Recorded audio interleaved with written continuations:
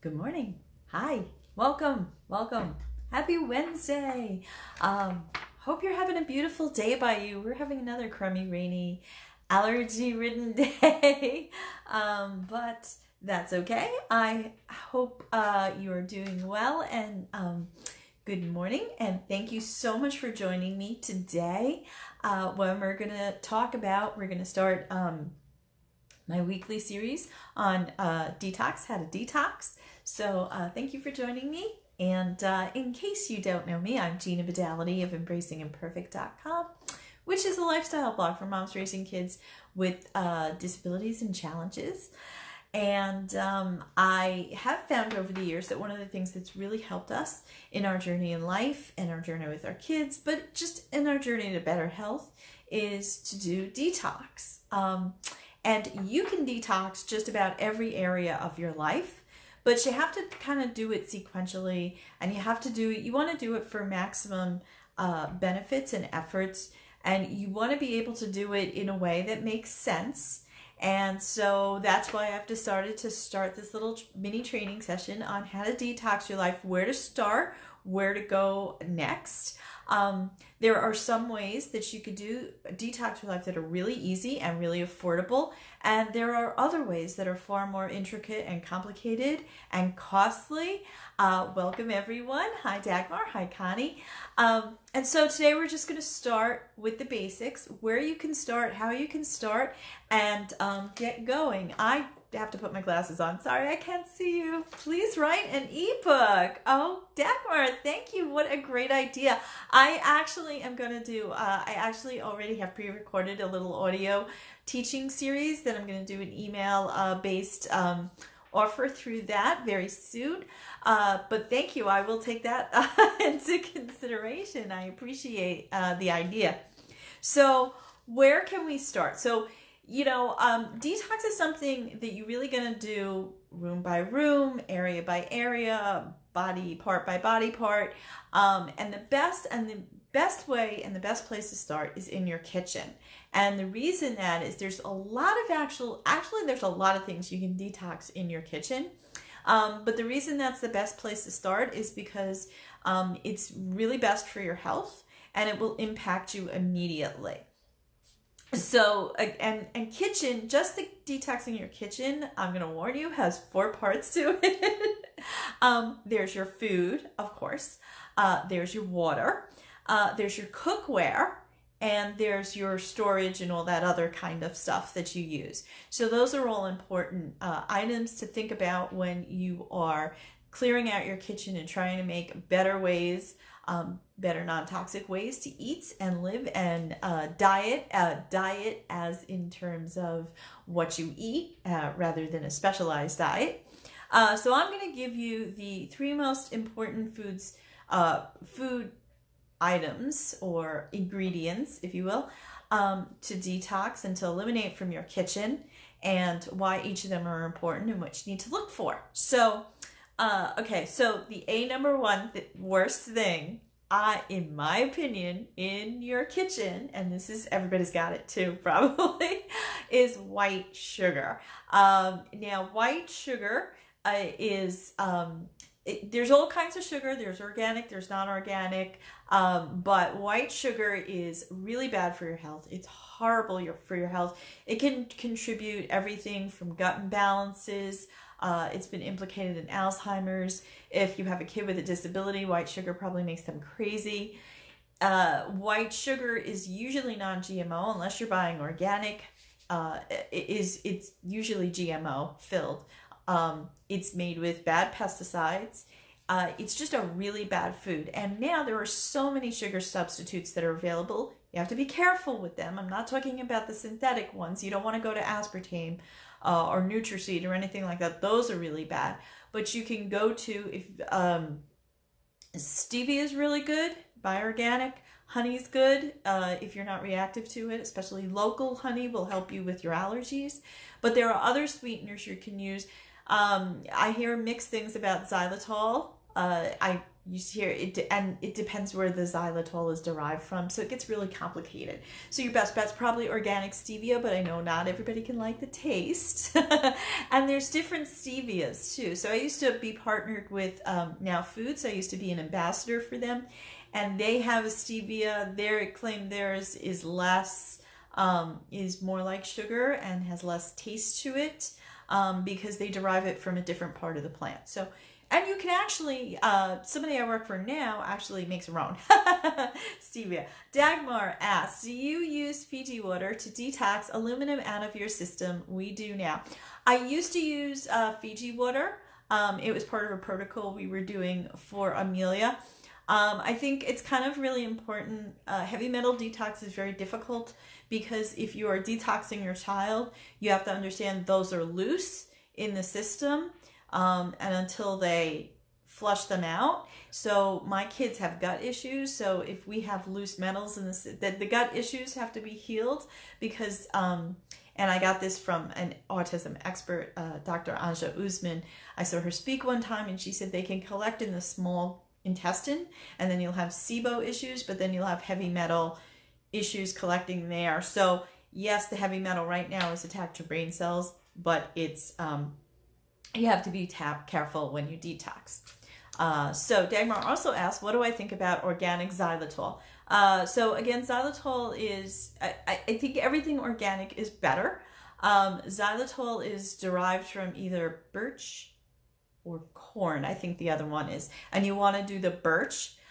It's something with the molecules in xylitol that not everybody can tolerate it, so you have to be careful. I'm not sure if xylitol has a problem mixing with certain medications or diets or conditions, so you might want to check with your doctor too. I haven't heard any of those warnings on stevia, but stevia, even the one by Now Foods that people say is, that Now Foods claims is the most like sugar, even still it has an aftertaste to me, and even still it's not,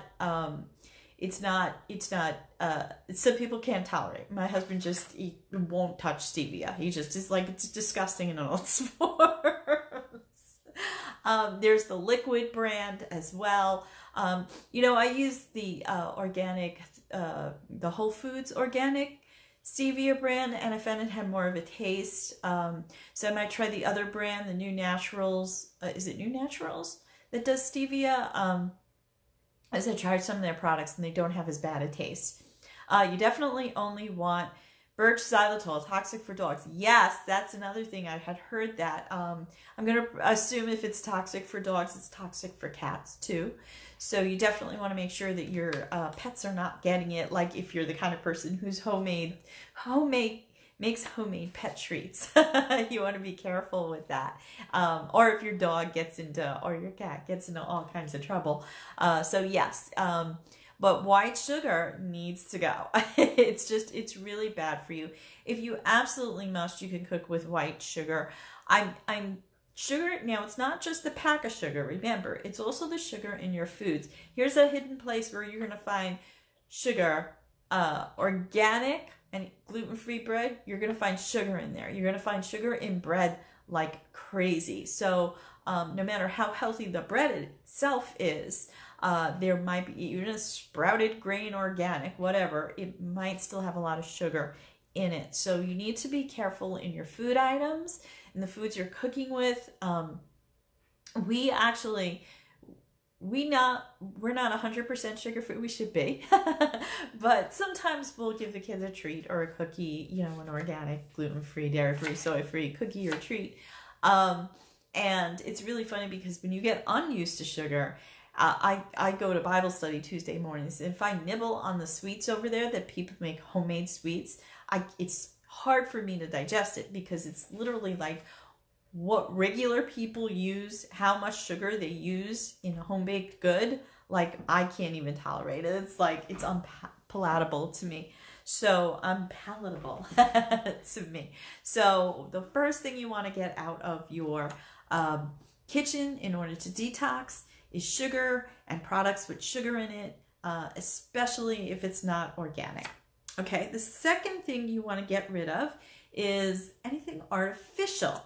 So now we're talking about preservatives, artificial dyes, artificial preservatives. You're mainly going to be preservatives and food dye. Food dye it's really odd to me when I see people eat products with food dye. Like, I haven't eaten food dye in so long. Like, I don't even know what it's in. Like, what kind of foods actually, why you would have food dye in a product.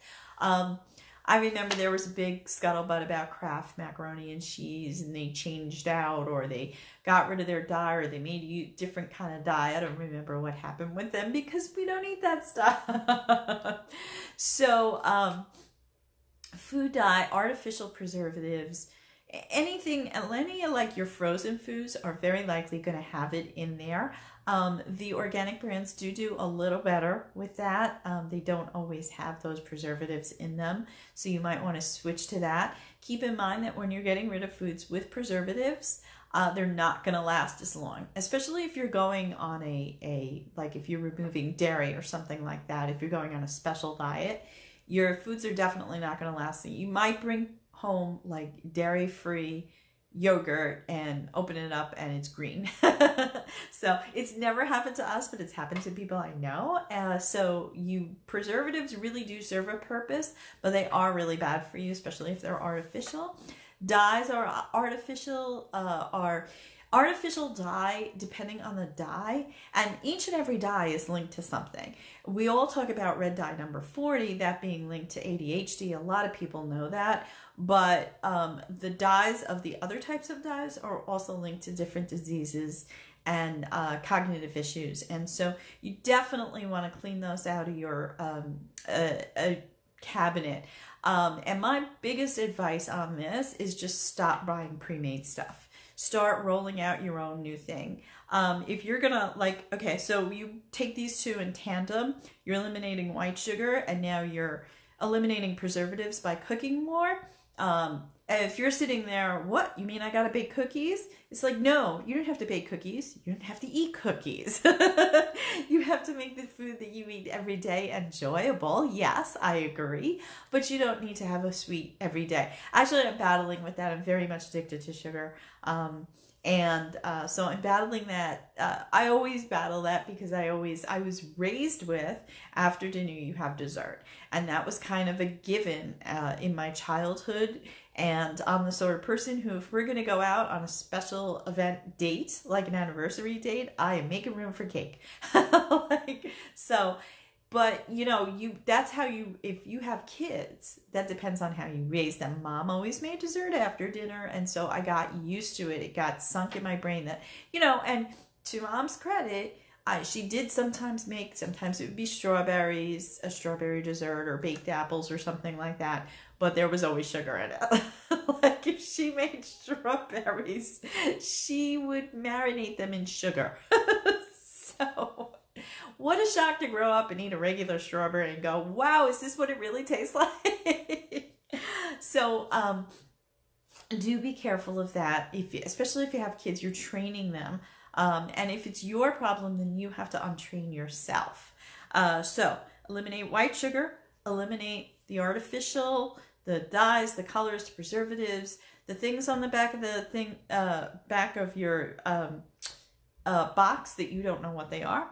And then my third thing to eliminate that's really crucial is GMOs, genetically modified organism foods, genetically modified foods in general. There's a little bit of a controversy because a couple of years ago, scientists started saying, pro-agra scientists started saying things like, well, hybridized foods are genetically modified. And it's like, no. No, genetic modification means something specific. Genetic modification is when you take the DNA of one plant. So if you know anything about just basic science that maybe reach back in your brain to high school, genetics is hybridization is when you cross two plants. But those two plants need to be like in the same family, right? And and so they have similar DNA. Genetic modification is when you take DNA from two vastly different plants, or a plant and animal DNA, and you go into a lab and you smash them on a microscopic level, and you smash and you smash and you smash and you smash until something takes hold. And they blend together. So it's an unnatural process. It will never occur by its own nature. It needs to occur in a lab. It takes a lot of time and effort to get that genetic modification going. And once it connects and there's that kind of genetic modified organism, not a hybrid, genetically modified, then they take that plants, they culture it, and they reproduce the heck out of it. Because it's an unnatural thing. It needs to be crafted and cultured and scientifically developed. It will never happen on its own in nature. So that's what genetically modified is. When you are a genetically modified organism, a GMO, that is not the same as hybridization. You can say, well, you're modifying the genetics. That's not what we're talking about here when we talk about a GMO. So you want to get GMOs out of your out of your pantry, out of your kitchen. And the way you can do it is you can eat organic. You should switch to organic for as much food as humanly possible. You can look up which fresh foods are genetically modified. So wheat, unless it's organic, is genetically modified. Soy, unless it's organic, is genetically modified organisms. It's a GMO. Sugar, unless it's organic, is genetically modified organism. It's a couple of things. Organic is also, so you want to switch from GMOs to either organic products or products labeled with Project Non-GMO Verified. Now, the other thing that goes hand in hand with GMOs is pesticides, herbicides, particularly glyphosate. And glyphosate has been linked to all kinds of problems, including cancer. That's the big lawsuit that's pending against a company called Monsanto. Monsanto makes Roundup. Roundup is glyphosate. Glyphosate, some studies have shown that it is linked to cancer, and Monsanto has actually lost millions and millions and millions of dollars because juries keep finding for the cancer victims who claim that they got cancer from the glyphosate, from the that goes hand in hand with GMOs. So that's another thing you want to take out. You want to get rid of all that processed, fake foods, pesticides. You want to clear that out in your kitchen. Now, that's not going to happen overnight for some of you. It depends how much you are eating. And the way to really do this is to start reading your labels. You just got to start reading your labels. And you want food to be simplistic. Very simple labels. You know, if you can find food with like 4 or 5 items in it, those are the best foods to have. If you don't know what something in your food is, it might be a preservative. It might be, there are other toxic things in your food too, like MSG, for example. I didn't go there. I kind of wanted to keep this basic to get out those fundamental things and start making the good changes. Change out your sweetener. One really important thing is don't go to natural sweeteners. That's why I said xylitol, honey, stevia. Don't go to things like aspartame, Sweet and Low, NutraSweet, any of those things, or anything even mixed, like Truvia, if it's mixed with one of those things. Aspartame is really bad for your, I think it's bad for your liver. It's very dangerous. It's actually, it should never have been approved, in my opinion. So be careful with your sweeteners. Really look, it's going to be hard because the typical American diet has so much sugar in it that you don't even taste how much you are eating, and you are and if you are not conscious of it, you're probably addicted on something. Like I haven't eaten a high sugar level thing in many years, but I'm still very addicted to it. It's a really tough addiction to get out of because it's so prevalent in our diet. And like I said, bread, like you don't think of bread as something that has sugar in it. And then like when we change tomato sauces, I like to find it, I know I should make it fresh, but I'm not that good. But if we change brands, like I can taste, oh my God, this tomato sauce has so much sugar in it. So, you want to be looking at labels of things. There is a good philosophy. I abide by it. It got me started that if you don't know what it is, what the ingredient is on the label, then don't buy it. And that's going to keep you away from any, like hydrolyzed things. You're going to see hydrolyzed or isolate. All those things are usually MSG. So that's another bad ingredient. Again, I didn't put in this one because I think we need to start with basics, right? We need to get out the sugar.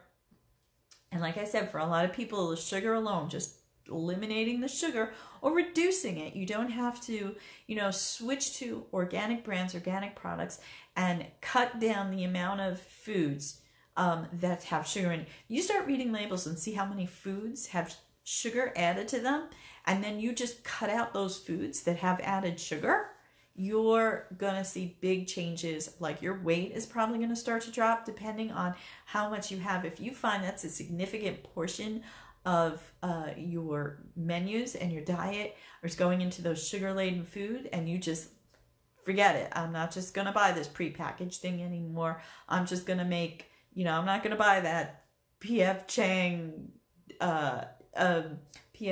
Chinese food anymore. I'm just gonna buy soy sauce. I'm gonna get some organic soy sauce, and I'm gonna make my own at home.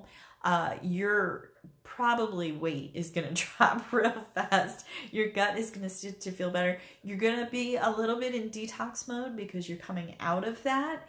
And if your body's addicted, you might feel a little sick, a little flu-like for a while as your body gets adjusted, because your body and your system and your gut is all addicted to it.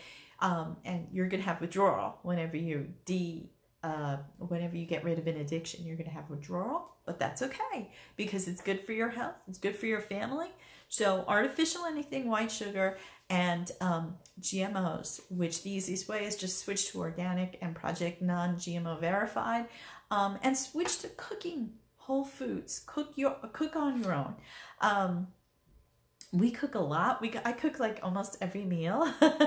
So I at least cook breakfast and dinner every day, if not lunch. So, start to think about meal planning, making more, making bigger dinners so that you can serve that for lunch the next day. Some people, like on keto diets and things, they eat their dinners for breakfast. I can't get my mind. I like breakfast foods. But that is how you start. Okay, so if you have any questions, I hope you will share this with your friends and family. And if you have any questions, please leave them below and I'll address them, or I'll answer them in here, but I might pick up on questions and answer you next time. Thank you all for coming. Next week, we'll do part 2. Part 2 will be about water, and I'll go into some detail about what's in your water. Now, I'm covering water just because it's in the order of room by room, but water might be something you want to do a little bit down the, maybe I won't cover water next. You know what, I'm going to put off water. We're going to talk about cookware next week, because that's easy. It's easier, that's more low level, but I wanted to start with food because food is a change everyone can do. Everyone has to buy food all the time, so it's already in your budget. It's not like you're going crazy out of your budget. And there are great places you can buy affordable foods. Like you can go to Misfit Market online. You can, if you have Amazon Prime, you get a discount at Whole Foods. If you live in a farm area, you can go to farmers markets. At the end of the market, the prices go down because they got to get rid of their stuff. You can pick up nice, fresh, and organic fruit. If you I live in Amish country, we can drive down the road and go to the Amish market. You can go to Aldi's. You can go, right now we have huge competitions going on between all our grocery stores, because Whole Foods was built, because Aldi's got better, improved. We also have, so Giant will run a lot of sales. If you've got the apps, you got the sales. We don't go to Wegmans really much anymore, but Wegmans by us has great food prices. If you have a health food stores actually have really good prices on fruit and vegetable and produce, even though anything else you buy there is pretty much super expensive. You can go to Whole Foods and buy bulk. That's always a good option. We are members at Costco's, not BJ's. So Costco's does have a lot of organic things, very affordable.